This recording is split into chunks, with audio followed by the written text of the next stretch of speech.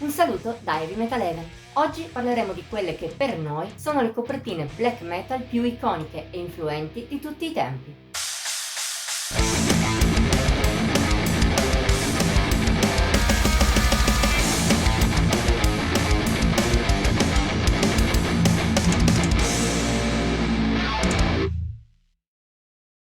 Nella vecchia webzine, dicembre era il mese dedicato al metal più oscuro. Tutte le recensioni, non a richiesta, magari anche di generi non estremi, erano comunque dedicate a dischi di tonalità cupe.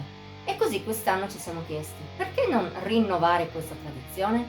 È nata così l'idea di una top 10 dedicata tutta al genere metal nero per eccellenza, ossia il black, e in particolare al suo lato visivo, sulla falsariga della classifica delle copertine più iconiche nel death metal classico di circa un anno e mezzo fa. Se vuoi la puoi recuperare qui in alto. Rispetto a quella volta però abbiamo usato dei criteri un po' diversi per scegliere i 10 artwork presenti nell'elenco. Certo, abbiamo ovviamente premiato l'iconicità davanti a tutto, ma stavolta tenendo anche da conto la bellezza intrinseca delle copertine e soprattutto la loro importanza storica. Se una copertina ne ha poi ispirate tante altre in futuro, anche questo la rende essenziale e importante dopo tutto. Prima di partire, in ogni caso, un doppio avviso. Come nell'altra top 10, se vuoi goderti le 10 copertine in tutto il loro splendore, invece che nel formato ridotto delle nostre grafiche, qui sotto puoi trovare un elenco che ti porterà a link alla massima risoluzione possibile. Se invece vuoi ammirarle mentre ascolti una canzone da ognuno degli album elencati, abbiamo preparato per te la solita playlist accessoria alla classifica. La trovi come sempre qua su, in descrizione e alla fine del video. Detto questo, via a questa oscura top 10. All'ultimo posto trova spazio una copertina forse meno iconica rispetto a quelle che seguono, ma molto importante, quella di Frost degli Enslaved. Non ha ancora evoluto il suono più ricercato per cui è famoso, seppur influenze progressive siano già presenti. All'inizio il gruppo norvegese non si distaccava troppo dalla scena black metal del proprio paese, ma la copertina era qualcosa di nuovo con la sua natura fredda ma malinconica e soprattutto paesaggistica. L'origine, insomma, di un filone che poi ha avuto un grande successo nel genere. Alla nona posizione c'è quindi un artwork ancora più controcorrente, un fatto che al contrario degli Enslaved è vero oggi come quando il disco è stato pubblicato. Parliamo di Minas Morgul dei Summoning. Col suo azzurro acceso e i toni quasi sereni è difficile credere che sia la copertina di un disco black metal. Eppure lo è, e anche di un signor disco, seppur molto lontano dalla norma classica del genere. Anche per questo, secondo noi, seppur in basso, gli austriaci meritavano una posizione in classifica. La qualità intrinseca dell'album è un aiuto anche per l'ottavo posto, in cui abbiamo piazzato i Dissection con Storm of the Light's Bane. Al di là del valore assoluto della musica degli svedesi, anche la copertina è un gioiellino, che contiene tutti gli elementi dell'immaginario di cui parliamo in classifica: la morte, il nero, la neve, i panorami invernali e così via. Non sarà l'artwork più iconico in classifica, ma a livello di bellezza e anche di importanza sarebbe stato difficile tenere gli svedesi fuori da questa top 10. Torniamo in Norvegia, dove, come è ovvio, stazioneremo parecchio in questa classifica, col settimo posto per cui abbiamo optato per Nattens Madrigal degli Ulver. Anche temi simbolici come i lupi e la luna sono state profonde influenze sul genere black metal, e non solo grazie alla band di Christopher Garm Ricky. Tuttavia, tra le varie sul tema, questa è diventata emblematica, e non è affatto un caso. La sua bellezza, insieme oscura e profonda, la rende un'immagine di impatto assoluto, anche al di là del fatto di essere o meno l'artwork di un disco. Più o meno le stesse considerazioni fatte per le due copertine precedenti possono valere anche per In the Night Side Eclipse degli Emperor, al sesto posto. Non a caso, realizzata da Necrolord, autore anche di quella di Storm of the Light's Bane, è un trionfo di oscurità assoluta, ma in qualche modo elegante, proprio come la musica del gruppo, che già in quest'album anticipa il black metal sinfonico.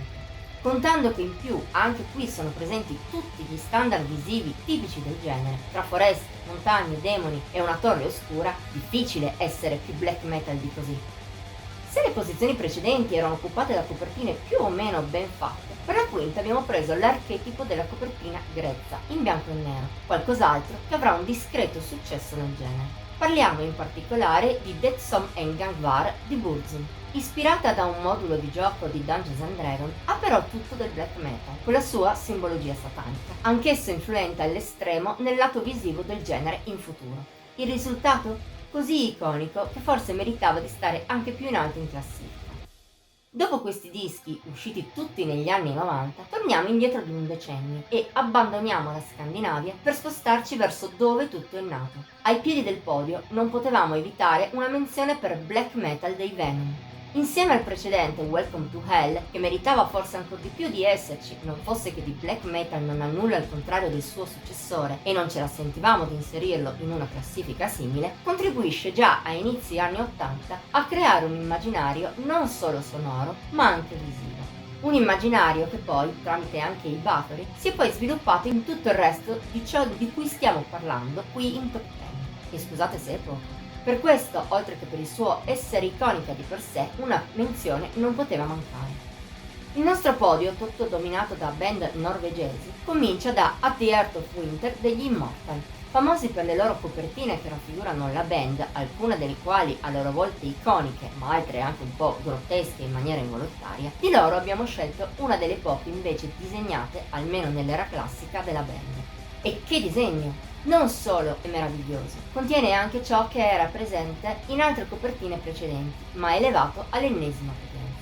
Oscurità, ghiaccio, simbolismo, malvagità, approccio panoramico, rimandi infernali. Al suo interno c'è tutto quello che a livello visuale il black metal ha sempre rappresentato. È per questo che, nonostante sia relegato solo alla terza posizione, forse meritava di più, visto quanto bene riesce a riassumere il genere. Nel gradino di mezzo del podio c'è una copertina oggettivamente meno bella di quella degli Immortal, ma ancora più emblematica per quanto riguarda il black metal. Parliamo di A Blaze in the Northern Sky dei Darkthrone. Nonostante abbia ispirato un filone di migliaia di immagini simili, anche per esempio dei citati Immortal, molte delle quali tutt'altro che d'effetto, quando non semplicemente ridicole, questa prima immagine di una persona in corpse paint, ancora a 30 e oltre anni di distanza, risulta d'effetto e riesce a portare in una sola espressione facciale, minimale e circondata dal buio, la malvagità, l'oscurità e la ferocia di quello che era il black metal norvegese delle origini. Dire che è iconica è quasi sminuirla. Anche i Darkthrone, così come gli Immortal, potevano tranquillamente ambire alla prima posizione. Tuttavia, secondo noi, c'è un disco che con la sua copertina rappresenta ancora meglio l'essenza più pura di cosa il black metal è ed è sempre stato dalle sue origini. Per i nostri gusti, perciò, la copertina più iconica di tutti i tempi per quanto riguarda il black metal è quella di The Mystery Stone Satanas dei Mayhem. È quasi inutile spiegare perché il suo disegno semplice sia così evocativo ed efficace. Rappresenta bene non solo l'oscurità profonda e totale che si trova all'interno di questo eccezionale album e quella della band, da sempre una guida per la scena norvegese. Soprattutto è l'immagine migliore per raccontare il buio che domina la grande maggioranza del genere, il che la rende ancora più rappresentativa di quella di A Blaze in the Northern Sky. Quest'ultima avrebbe sì meritato il gradino più alto del podio, ma solo se stessimo parlando del black classico scandinavo. Visto però che la top 10 abbraccia nelle nostre intenzioni l'intero genere, chi altro può rappresentarlo meglio della band fondata da Euronymous? Per oggi abbiamo concluso. Sei d'accordo con le nostre scelte o avresti optato per altre copertine? Faccelo sapere qui sotto nei commenti, oltre a mettere like e a condividere la top 10, ascoltare la playlist accessoria, iscriviti al nostro canale e cliccare la campanella per rimanere sempre al passo con i video che pubblichiamo ogni pochi giorni. Ti invitiamo inoltre a seguirci su Facebook, Instagram e Pinterest. Trovi i link come sempre qua sotto. Ci vediamo la prossima volta!